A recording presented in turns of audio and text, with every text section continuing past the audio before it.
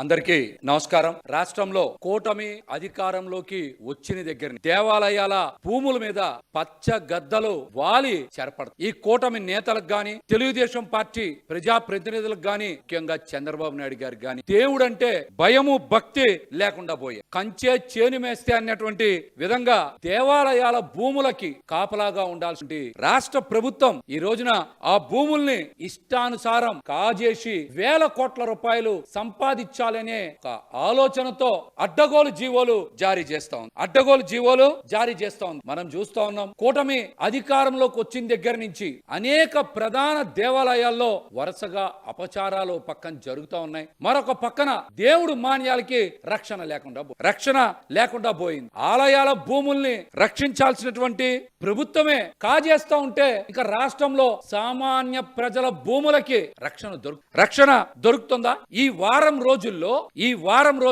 దేవాదాయ ధర్మాదాయ శాఖకు చెందినటువంటి భూముల్ని సుమారు 1500 కోట్ల రూపాయల భూముల్ని కొట్టేసేలాగా జీవోలు జారీ చేశారు చంద్రబాబు, పవన్ కళ్యాణ్ గారుల కూటమి.